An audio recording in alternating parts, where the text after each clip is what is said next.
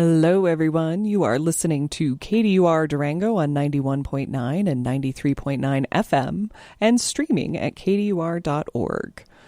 I am your host, Erin, she, her, welcoming you to Sex in Your Ear, the show where we bring you positive sexuality education and answer your questions. In this episode, we are talking about explicit sexual activity. Please be warned. I'm also going to add another warning for today's show. We will be talking about sexual assault. And so for folks who need to not listen to this episode, that's totally fine. Join us next week when we will be talking about other things. I believe we're talking about cleaning genitals next week. So if you need to take care of yourself and not listen to tonight's show, please do so. All right. Thank you, Stephanie and Patrick. Tune in to the Res Billy Breakdown Bluegrass Show every Tuesday at 6:30 p.m. They are awesome. They're always playing really great music, and we just love sharing the studio with them. So, as always, big shout out to them and their work that they do. All right. So, as I mentioned at the top of the show, we will be talking about sexual assault, but maybe not in the way that folks are thinking. We are actually interviewing a special guest tonight, who I will be introducing shortly. But we have a guest speaker from SASO, which is the Sexual Assault Services Organization based here in Durango, with an office in Ignacio and potential future offices that we're excited about. And you can learn more about them at SASO Durango. No. DurangoSASO.org. I have it written down further in the show. I should have written it up here. So you can always go to their website and learn more, but we're going to talk all about them tonight, and we're going to get lots and lots of info, which I'm super excited about. Before we do that, as always, I have housekeeping for you all. We love your questions, and we want to answer them on air. So please go to positivesexed.com/SIYE. And you can submit a anonymous question through our website. There's a little button that says ask a question. You fill out that form. It dumps it into a spreadsheet. We have no idea who sent it. And then we answer those questions on air. So it's great. Nice anonymous way to get us questions. The other way is Horny the Sex Box. A couple weeks ago, we talked to Taylor Morehouse from Wellpack, and Horny the Sex Box is their little box floating around campus that you can drop questions in, any questions you have about sexuality. You can drop those in that box, and they answer their questions using their social media, but they also send some questions to us, and so we will answer those on air. So 2 anonymous ways to get in contact with us. You can also follow us on Blue Sky at Sex in Your Ear, or you can email us at sexinyourear@gmail.com. So if you DM us on Blue Sky or send us an email, they're not anonymous. We'll have access to some level of information about you, but we won't share that information. We won't share your handle or anything like that on the show, but we will see it. So if you'd prefer the anonymous, check out the other options. All right. So before we dive in, I will do the land acknowledgement.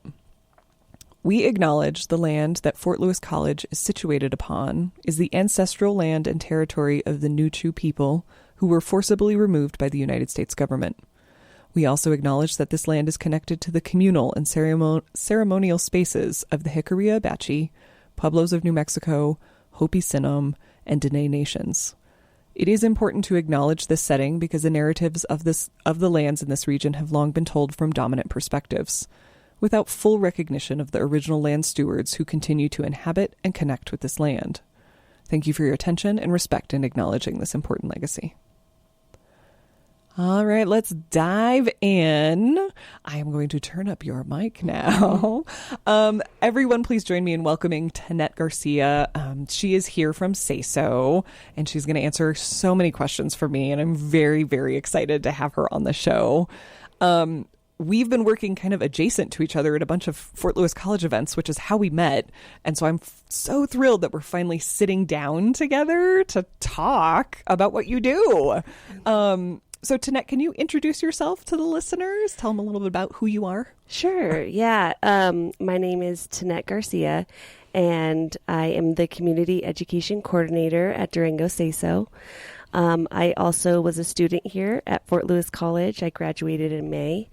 And I was a public health student and I really loved doing sexual health work. And yeah, we did cross paths a lot and I really enjoyed it. So I'm happy we're crossing paths again. Yay! I know, in your professional capacity too, which is so lovely. Well, great. So, Tanette, let's go ahead and dive in. And what is SASO? So I've mentioned it a couple times. I did the acronym, but like, what is SASO? SASO is a nonprofit organization, and our work is survivor led. So the survivors that come to us, we go by the path that they want to take, whether that's referrals to resources or court accompaniment. That's really what our work is going the way that the survivor wants to go. Oh, that's great. I have follow-up questions on that, but I think we're going to answer it. So I'm going to let that sit. Yeah. But I love that it's survivor-led. Yeah. And so we'll talk a little bit more about that. So can you talk specifically about like who does SASO serve? Who are the people coming to SASO? So SASO is the only sexual violence nonprofit for a large part of this area. Oh, okay. So we serve La Plata County, San Juan County, and we're actually looking to serve Montezuma County and Dolores County. But right now, like we just got a call from Seattle. Like we get calls from all over. We have a free support group that we offer. It's virtual, and we get people from all over the country as well, participating in that. Yeah, so we serve anyone who calls us. Yeah. Oh, that's good. Okay. Love that. So it is accessible to anybody. Absolutely, yeah. Anybody. We really value being inclusive. So all genders, all ethnicities.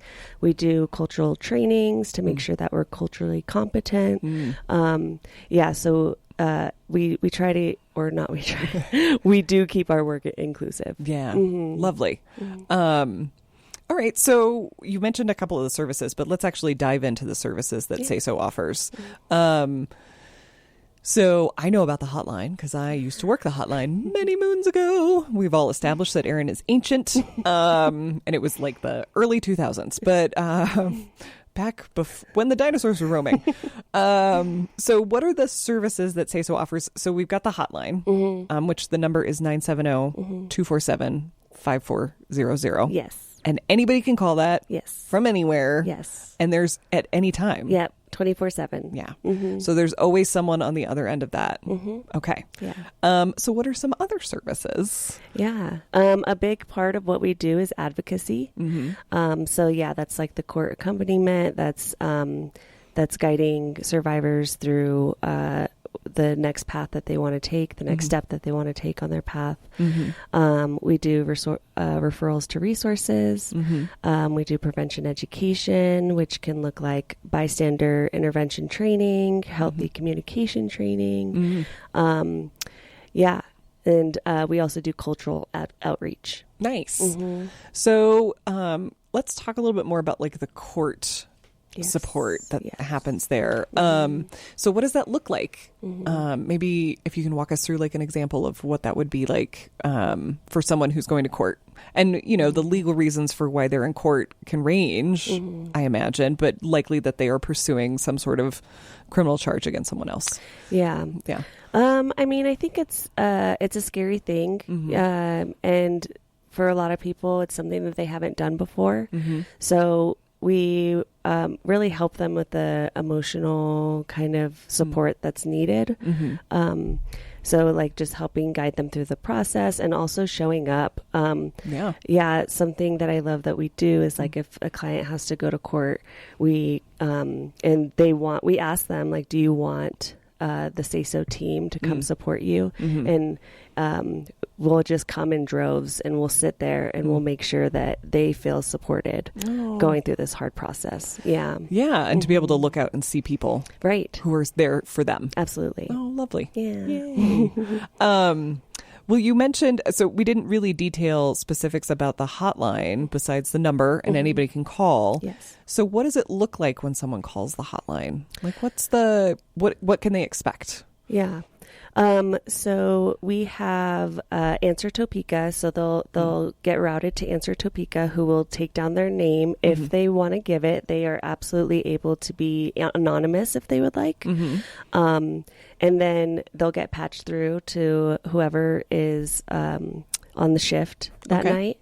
And then we'll give you a call back at the number, and we'll ask some demographic questions just for our own data, but you don't have to answer anything if you don't want to. Okay. And then we'll just go into like why you're calling that at that moment, and go through like what you need, maybe create a safety plan, maybe get you some resources.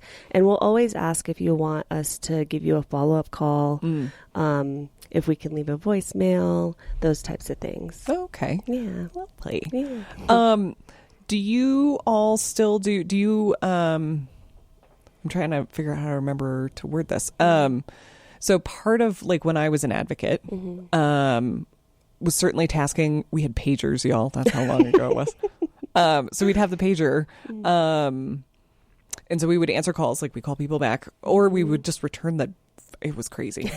You return the number that came to the pager. Yeah. Ancient. You all don't even know what pagers are. Sorry, I get on these weird tangents with some of this stuff. But then we also, like, sometimes the hospital will page us. And so we'll actually go and be an advocate in the room in the immediate aftermath. And sometimes it wasn't just the hospital. It was like showing up at the police station. And so we were there as in a physical presence with someone. Yeah. And sometimes it was just sitting. Other times it was talking through like what their choices were, because the hospital has an agenda, cops have an agenda. Right. And so the advocate the whole point was to be that buffer, and like give them all the options. Yeah. Is that something that still happens? Do you all respond in person still? We do, yeah. Either that's from the caller, if the caller tells us that they want to do an exam at the hospital, for example. And we'll ask if they want our support, and we'll go meet them at the hospital. But we do also still get calls, not pages, but calls from the hospital, or, just anyone or any organization who's like, oh, I think SASO might need to handle this. Then they'll give us a call. And most of the time, like, we're like, oh, yeah, that's us. We'll go meet whoever. Oh, okay. Great. I love that advocacy, especially that in-person piece, is still in play. Yeah. I didn't think you guys got rid of it, but I just want to ask. Yeah. And part of this is unveiling, because I think some of what happens when we're talking about things related to sex, and then when we're talking about things related to sex and violence, there's mystery around it, or it's shrouded in secrecy, or like people don't go and learn like details, or, they're hesitant to do that, or embarrassed, or, shameful, or shamed, or whatever. There's like an emotional hindrance for them getting the information. And part of why I'm all about having guest speakers on the show this season is kind of pulling back the veil on some of this, of like, these are the folks, like, this is what's happening, and that it's not as scary as it seems. So I appreciate you kind of deep diving with me on some of these pieces and like really walking people through, because the client or the survivor is they're in control. They get to dictate. If they just want you to sit there and be silent with them, you will sit and be silent with them. Absolutely. Yeah. And I think it is really important too to talk about it and take away that shroud of mystery. It's also something, it's an event that can make you feel really alone.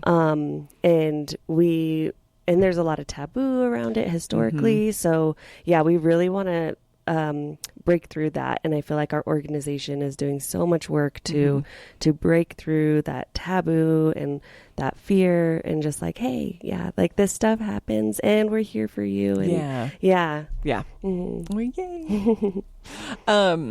All right, so we probably have sort of answered this, but I was curious about like what SASO, like the broader organization is, what are maybe some of the goals that you all have, or what makes you this important resource in the community? What are you all looking to do here? Obviously advocacy is a big piece of it, but absolutely, what else have you got going on? Well, we have a lot, so I'm going to take a look at what I have written down. Yes. Because it is important. And we try to hit so many important things to serve our community. Yeah. But definitely ending sexual violence within our lifetimes is a huge piece of it. Mm-hmm. And being informed by all of the communities that we work with. And since we live in such a diverse area, we're working within many communities. So making sure that we reach everybody and nobody feels left out or not seen. Yeah. Yeah. Just shaping our goals to our community, like doing cultural competency, healthy relationship building, prevention ed, and raising awareness around a topic that has been historically socially taboo. Yeah. Yeah. Yeah. All wonderful things. You mentioned the prevention ed when we were talking about services, and you mentioned it there again as one of the goals. So you mentioned the bystander intervention. Can you tell us a little bit more about that program and where you all are teaching that? Like, where's that happening? Absolutely. So we actually haven't done that training in a while. We were just talking about it in our morning meeting this morning. Oh, nice. Yeah. So we want to get that started again. But pretty much what that is being a community member that knows what to do when they see something. Especially being in college, like maybe you're at a party and you kind of see something a little iffy, like maybe someone's under the influence, and having those skills to be able to step in or to help. Yeah. Being helpers, having our community members be full of helpers is kind of what that training is about. Nice. Yes. I believe we were talking about it on a past episode, although I could have been talking about this with somebody else. But a lot of that comes from, there was actually an incident in the 70s in New York where a woman was sexually assaulted at the door to her building. And the entire building all assumed that someone else was going to call the police, and nobody did. Right. And so there was a big push then for becoming an active bystander, like actually engaging and never assuming that someone else is going to say something or do something. Right. And so I love that that's still part of the practice. Yeah. Now you also do healthy relationships or healthy communication. Can you tell us a little bit more about that program? Yeah, absolutely. I think that's really at the base of happiness, fulfillment. But 100%. Yeah, I could talk all night long about communication and healthy communication. Yeah. But we like to teach a lot about what's appropriate, what might be a red flag, what if you're not modeled healthy relationships and you don't really know, I think we have clients who are like, oh, I don't know if this is right or not, you know? And so just putting those teachings out into the community. Yeah. Nice. Awesome. I also do that work. So cool. Fully understand. Yeah. It is a foundational part of relationships, whether they're sexual, romantic or not. Healthy communication really, really is what we build on. Yeah. So I love that that's part of your work as well. And it's an excellent point of if you don't have this modeled for you, then it can be very confusing and it can be hard to pick out when maybe there's verbal or emotional abuse going on. Right. And really being able to identify something that isn't a physical. We spend a lot of time talking about a lot of physical pieces, but we can harm people with words. Yeah. Right. Absolutely. And controlling behaviors. And so there's a lot of that overlap when we're talking about sexual violence. Right. So, excellent. All right. So my next question on my many, many, many questions that I have for you. How can students at the fort or even community members support SASO? What can they do? Yeah. Well, we love that, first of all. We love it. Yeah. They can volunteer. Oh, yes. Yeah. We have a good volunteer training program, and they could also donate. we've been affected by the Avoca dip in funding. Yeah. That's the Victims of Crime Act funding. Okay. And that's 88% of SASO's funding comes from federal and state pass-throughs. Yeah. So, okay, I'm going to pause you right there. Yes. Y'all, we're talking about 88% of their operating budget. We need people. I'm just doing this. I'm taking over KDUR. We're going to promote KDUR next week, but today we're supporting SASO. So if you're listening and if you have anything, $2, anything that you can donate, you can go to their website and do that right now while you're listening to the show. So important that we continue this work. I am so very sorry about that significant impact. Yeah. Thank you so much. Disheartening to hear. Yeah, totally. Yeah. I'm so grateful we have awesome staff and an awesome board of directors who, we've really just been rolling with the punches, and the energy is kind of like, we're not going to stop. Yeah. Like, we're going to figure this out.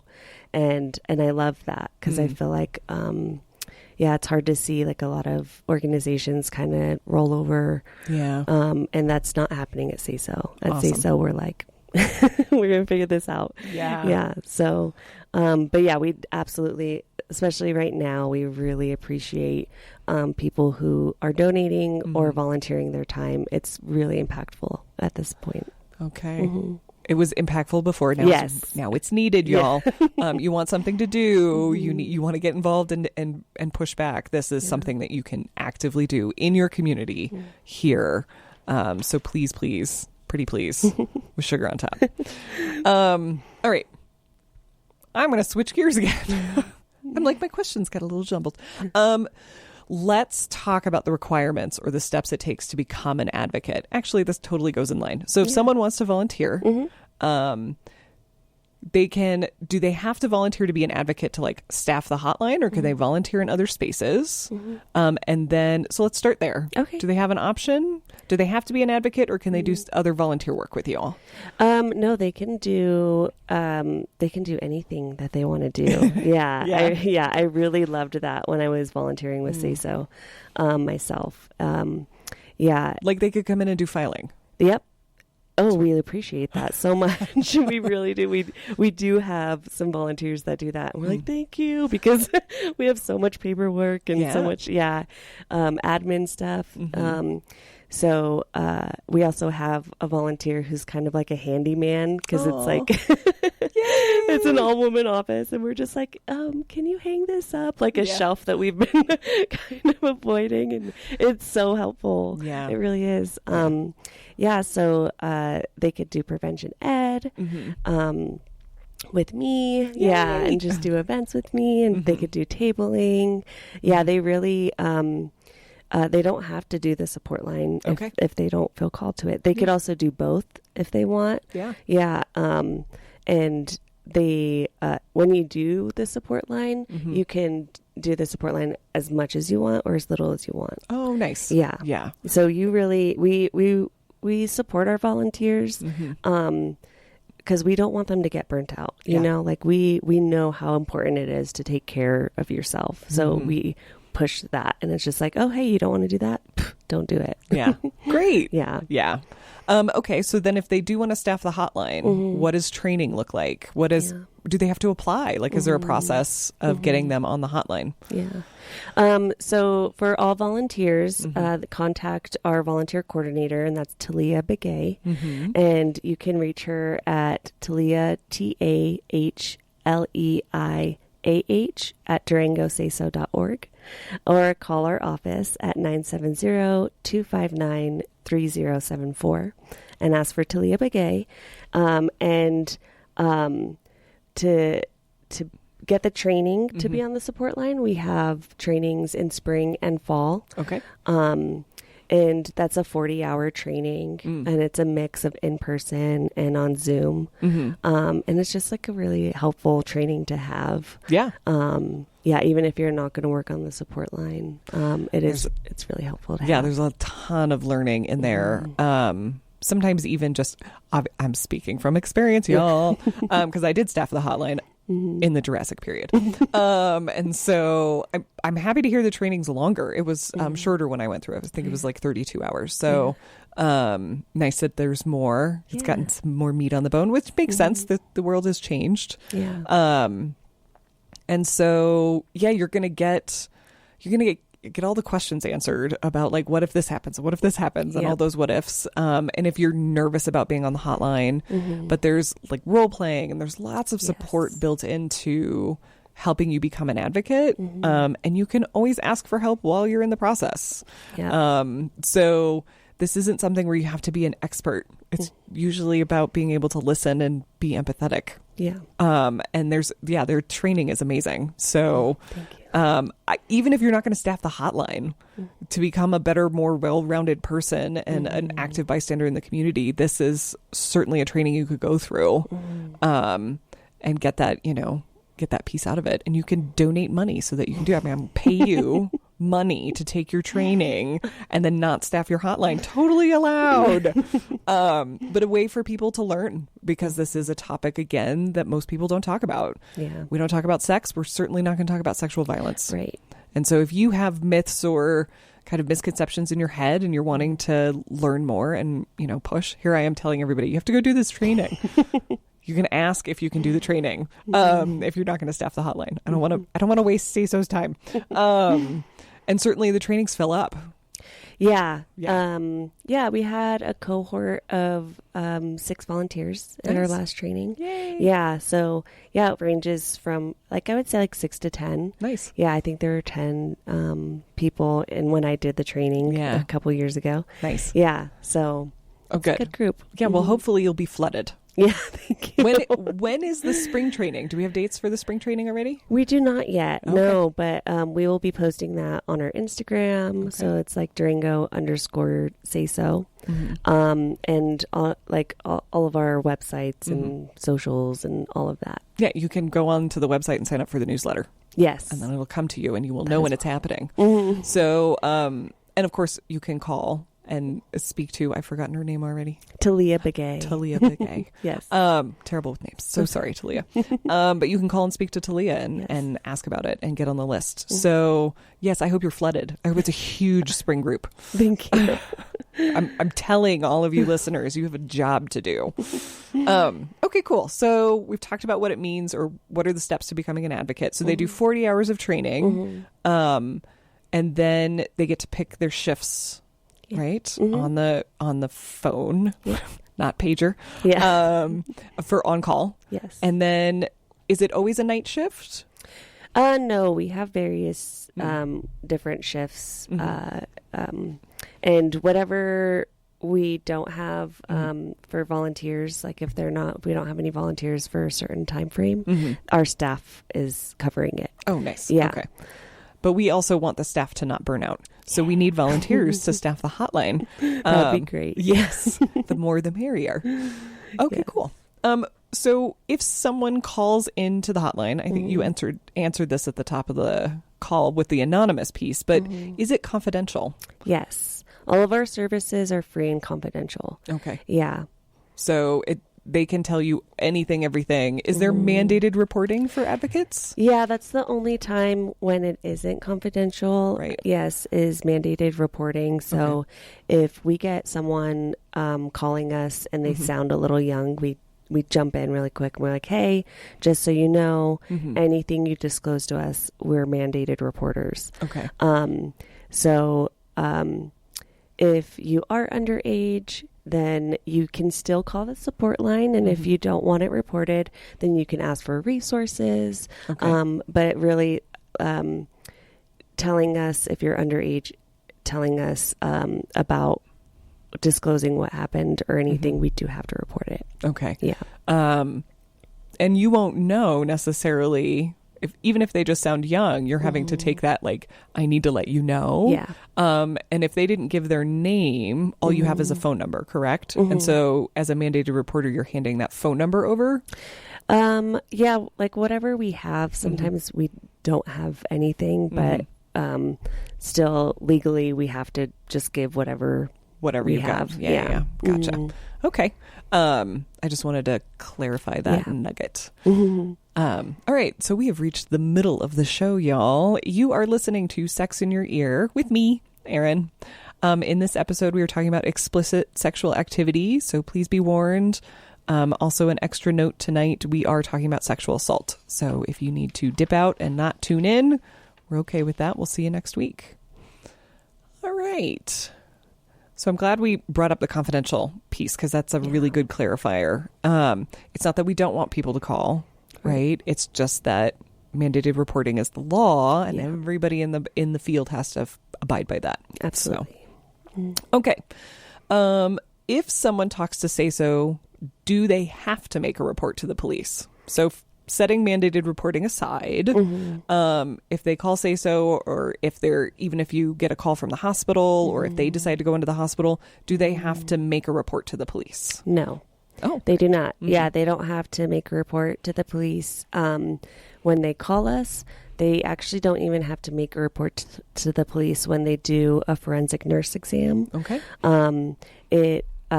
It's up to them. Okay. Yeah. And then especially just specifically what Durango SASO does, being survivor led, it's 100% up to them. If they just want to talk about it, if they want to talk about it for 6 months, a year, like we're there, you know, like Okay. Oh, I like that. Excellent. So can someone call the hotline even if they haven't been sexually assaulted? Absolutely. Yeah. We get callers who aren't dealing with that particular crisis in their life. And usually, like if they are dealing with a different type of crisis, like domestic violence or something, then we can refer them to resources. Okay. Especially if they're local, we just have a huge list. We have a referral guide. Nice. Yeah. And so we'll just try to get them where they need to go to get the most help. Yeah. Yeah. Yeah. And that makes sense, having some of that specialty. Yeah. Alternative Horizons is our domestic violence organization here. And so nice to be able to have things like that to offer our community. Definitely. Excellent. Yeah. Can someone call who's maybe like they've not been affected by sexual assault, but someone in their life, like a partner or a family member, and they're calling for support on like, how do I show up for this person? Is that something that people can do? Absolutely. We get calls like that too. Okay. Yeah. And we can help give them tools on how to support that person. We can give them some resources that they can share if that feels appropriate. And also, I think we can just be a supportive ear because, being that support person and carrying so much and all of that, like it can weigh heavy. So we're a supportive ear as well. Nice. Yeah. A space to go to just to talk to somebody who can somewhat understand or just hear that. Yeah. Nice. All right. I want to circle back because you mentioned it and I was like, oh, we should probably talk about that. So you talked about the forensic nurse. Yes. I knew it as the SANE. Yeah. Which sexual assault nurse exam, or is it nurse examiner? I think so. Yeah. I was like, what's the E? Yeah. So this is someone who is specifically trained to administer an exam on someone who's been sexually assaulted. Yes. I don't know if you remember all the steps, but I would like to kind of pull the veil back on this piece. Like if you're going in for a SANE exam, there's a lot of steps to it. Yeah. And so whatever you can tell us would be helpful. Absolutely. So we do have to make an appointment for the SANE exam. We do have a SANE calendar so we can see what nurses, if there's a nurse at the hospital at the time. Okay. And if not, then we'll make an appointment. Okay. And then we'll go to the hospital with you if you'd like. We love our SANE nurses. Yeah. They're awesome. And the hospital is great. They have a bunch of blankets. They have these kits that have new underwear and new pants and stuff to have so you can leave the appointment. Right. Because they're going to take your clothing. Yes. They will take your clothing as evidence. Yeah. And while they're collecting evidence, we can't be in the room with you. Right. Yeah. But we can be with you before and after. Yeah, I think it's just really helpful to know that someone's there and you're not alone. Yeah. And yeah, so that's what will happen. And then the SANE nurse will handle the evidence. Yeah, the collecting of the evidence. Yes.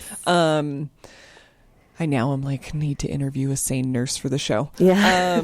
Because there's a lot of things that happen in the exam. Right. And so, and I feel like the good SANE nurses, which I'm sure we have lots of, will walk you through each step. They're going to tell you what's going to happen. They're going to tell you what they're going to be doing. You're not going to be thrown into the deep end of not knowing what's going to happen. Absolutely. And so it's, it feels like a big step to do this, but you can do the exam and then they'll just hold on to it.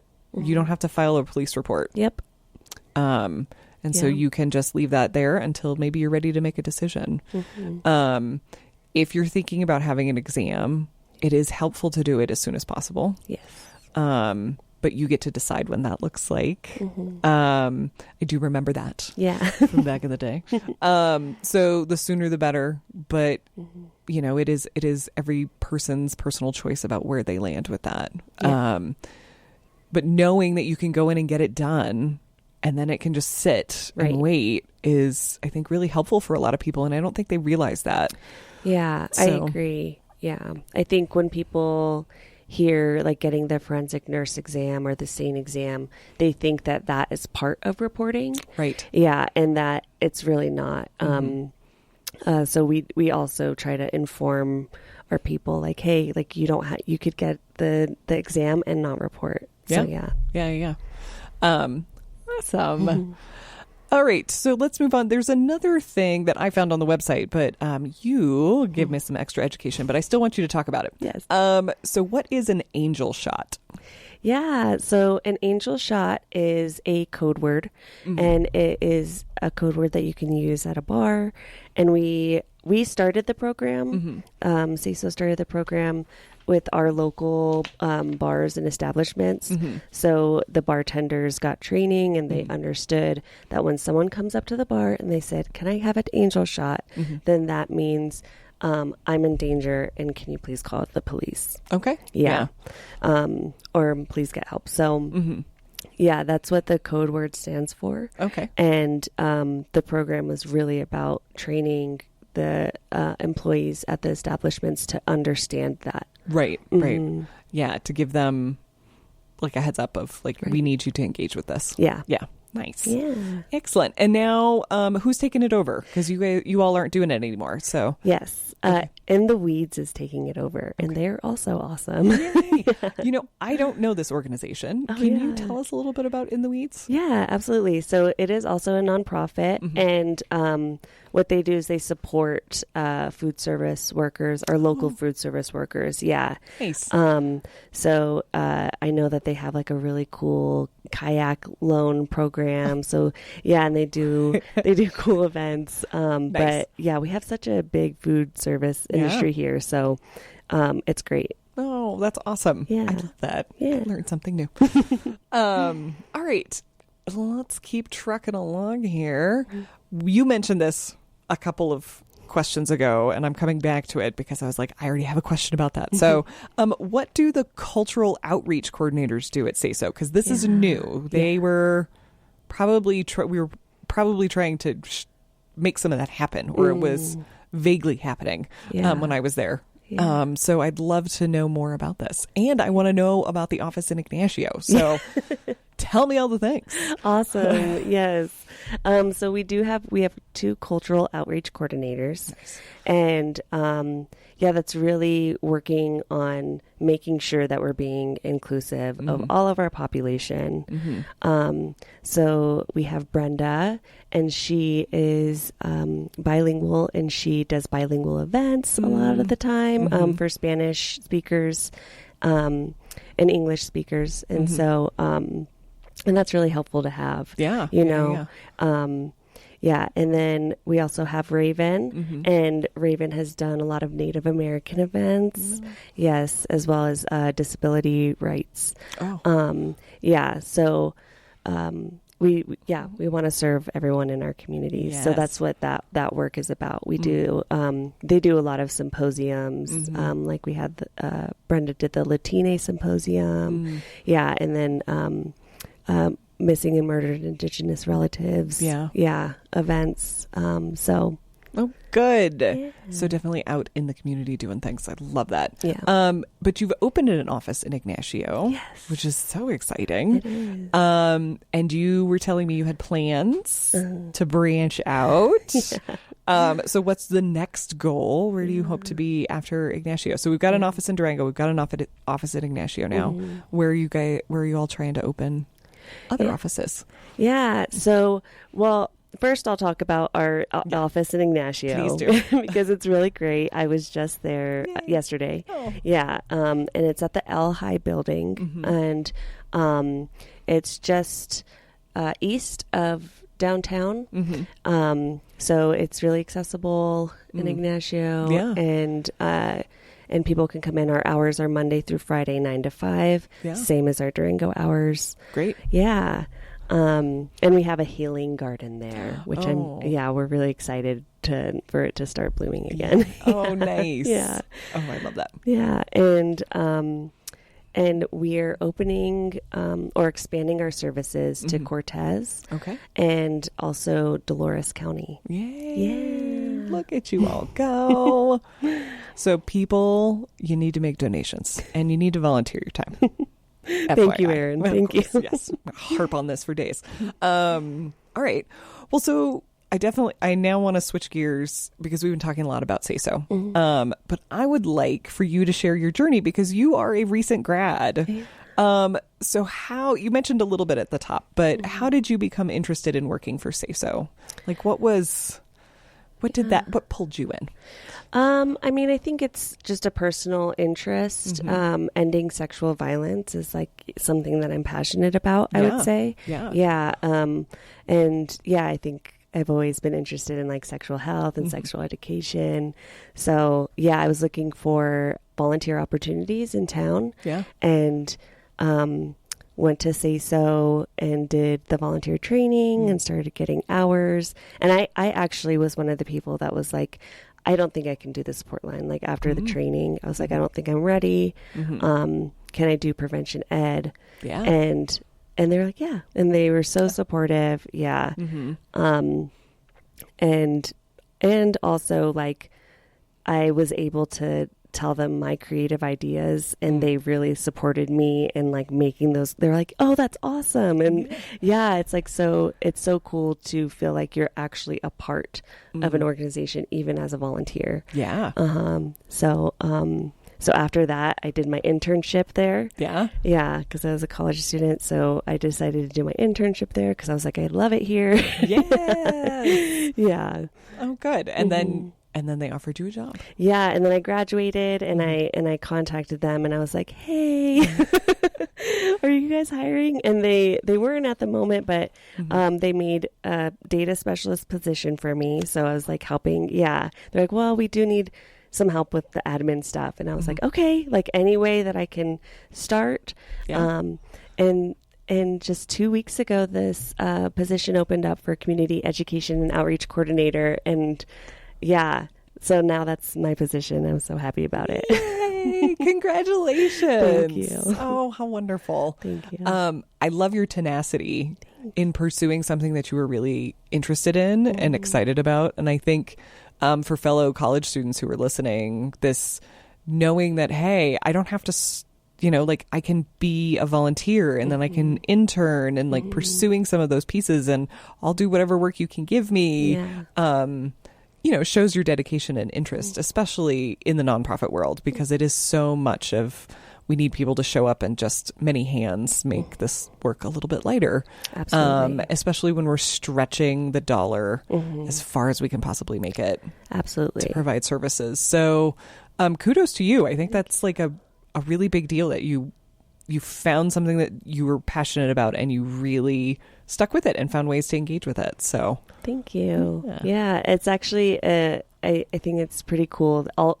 almost all of our staff started as volunteers, even our executive director. Yes. Yeah. So like that's really how to get like the foot in the door to working there is like is just getting involved and showing that you're passionate about it. And it's like we're so appreciative. Yeah. Love it.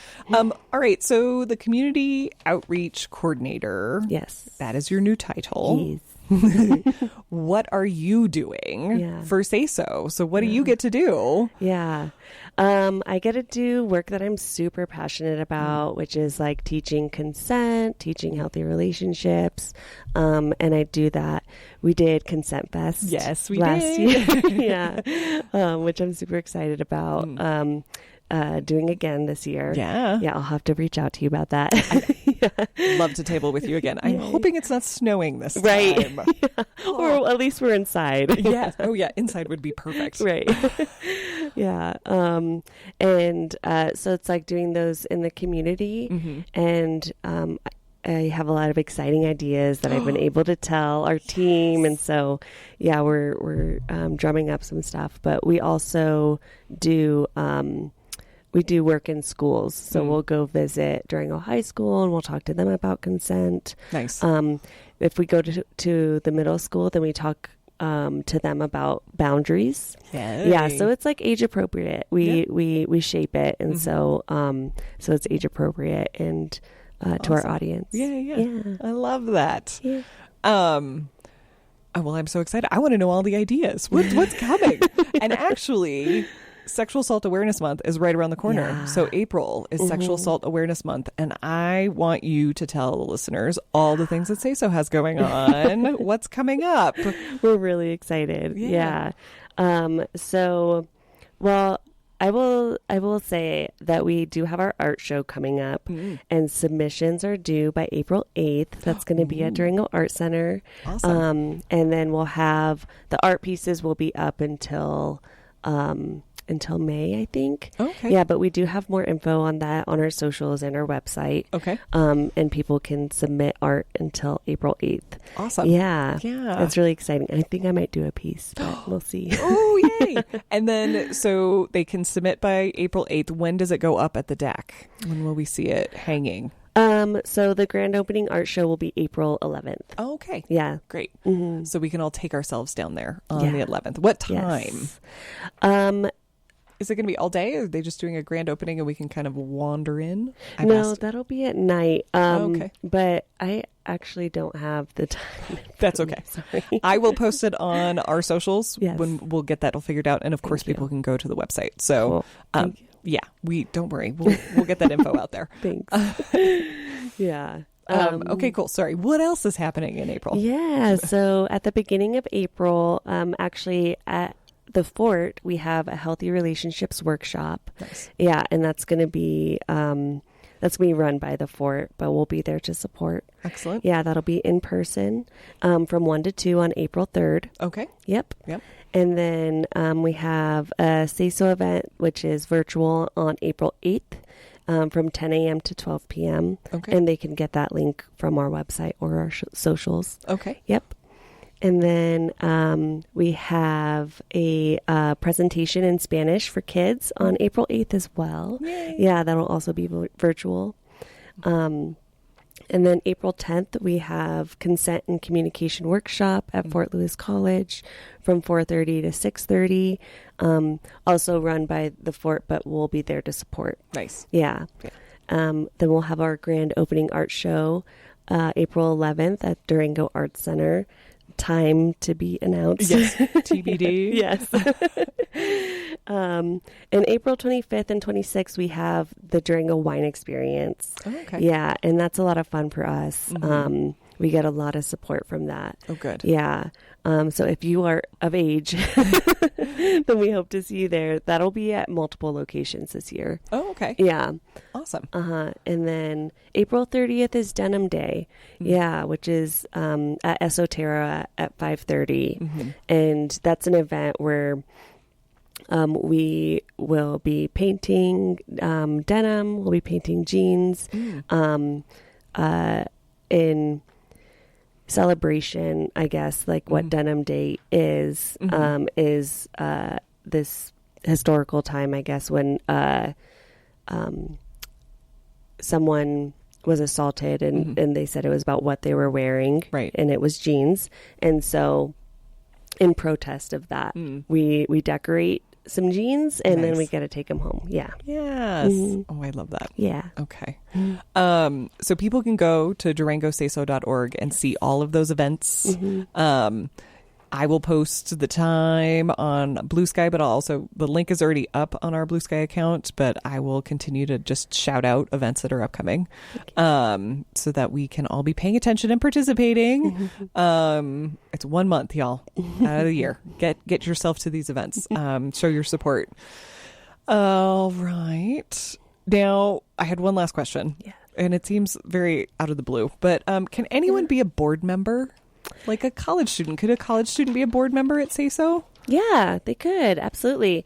In order to be a board member, you contact our executive director, Laura Latimer. Okay. And board president, Molly Weiser. Okay. Yeah. So we would be open to college students and other folks serving on the board. Nice. Yeah. So if you want to be a board member, call the office and chat with some folks and let them know your interest. Yeah. So many ways to support this amazing organization. We have a little bit of time. Is there anything I missed in the many, many questions I asked you? Is there anything that you really wanted us to know? Is there anything that feels important that I skimmed over top of? Let's see. I think that we touched on everything. Well, you know what? Let me talk about this support group that we do. Yeah, because we do this multiple times a year, and our next support group is April 13th through May 18th. Okay. So it's coming up, and that is our healing trauma support group. It is free. It is virtual, so it's very accessible. And it is for it's a 6-week online support group for female survivors of sexual violence. Okay. And we make it clear. We put it on our flyers. This group welcomes all women, including trans women. Yeah. So that's going to be April 13th, which is a Sunday, and it'll be every Sunday at 10 a.m. to noon. Okay. And for more information, they can call our office at 970-259-3074, and we will get them set up. Perfect. Yeah. It's a really great group. Yeah, you get a little goodie bag, which comes with you get a binder, which comes with all this information on emotional regulation and all this good stuff. And they talk about healthy relationships as well, and boundaries. So. Oh, good. Yeah. So more than just a support group. Like there's a lot of resources, a lot of infrastructure, and a lot of support in there. I love that. That's great. I said support twice. It's getting late, y'all. I'm tired. Okay. So the action for this evening, which I have been mentioning since we brought it up at the beginning of the show, is to check out SASO's website, durangosaso.org, and donate. Any amount is valuable, especially now. If you don't have money, you can volunteer. And right, we talked about it. You don't have to volunteer as an advocate on the hotline. You can come in and file papers. You can do some admin work. You can help carry all the supplies when Tanette is tabling, because trust me, tabling is a lot of work and we need lots of hands to get stuff from the car to the table. So any time or energy that you can give to this, you can volunteer to be a board member. That is an actually really important and difficult job sometimes. And so having board members that can show up and be participatory and help lead the organization and help make decisions and support the amazing staff there, big deal. And so college students, don't be shy. If you're looking for something to, stretch some skills, reach out and engage with this. This is certainly an area where we need to be working together as community to make change. And I think there's lots of ways that we can show up to do that. And I'm so honored, Tanette, that you were here on the show with me tonight to just talk about the this, to talk about sexual violence, to talk about the services that SASO offers in our community and has been offering since the 70s, y'all. So really, really big deal. Yeah. Tanette, do you have any advice for college students who are looking to to launch? We've got some students graduating in a couple, no, I was going to say a couple months. It is not a couple months. It's like a month. Yeah. What would you tell them about maybe your journey or what you would recommend for them, advice for them? I guess just go for it. Yeah. Go for it. I mean, with any work that you're interested in, Durango is a great place to get involved in nonprofits. We have so many cool nonprofits around here. Yeah. And I feel like every nonprofit, I know for sure, SASO, we're so appreciative of people who volunteer their time. I think a piece of advice I would give is just get started, Yeah. I know you can get credit hours for internship, and it's a cool way also to test out, to test out different nonprofits. Yeah. And just I wonder what it's like to work there. Mm-hmm. Go do your internship there, and then, and try it out. Yeah. Yeah. Nice. Yeah. Good. That's very helpful. We do not have questions from the audience tonight, mostly because this is a guest speaker and I rarely do questions from the audience. And I'm laughing at myself because we have 4 minutes left and I'm like, what are we going to fill the time with? And I'm quite frankly, folks, I'm hungry. I'm tired. It's been a week and it's only Tuesday. Yeah. I have not shared with our listeners yet that I am back in school and getting my master's, but I'm getting my master's and I'm tired. I'm tired, people. So been juggling a lot of spaces. So I think I'm going to end us. And we will just call it good because we can call it good and that's okay. All right. So, I'm going to do my regular closing. But first and foremost, Tanette, thank you so much. Thank you for being here. Yeah. I look forward to tabling with you again soon. Me too. And any other many events. I'm definitely going to come to the DAC. I want to see the art. So sweet. Yeah. Awesome. Thank you, Erin. Of course. Thank you. All right, y'all. In the next episode, our topic is to douche or not to douche, among other things. Send us your questions about cleaning your genitals. And then don't tune out, but stay tuned in to Women on Air, playing music you wouldn't play around men, hosted by Shay, up next on KDUR. Thanks for listening to Sex in Your Ear. I am your host, Erin. If you have any questions or comments, please submit them to positivesexed.com/SIYE and follow us on Blue Sky at Sex in Your Ear. Tune in to KDUR 91.9 and 93.9 FM or streaming on KDUR.org. Thanks for coming.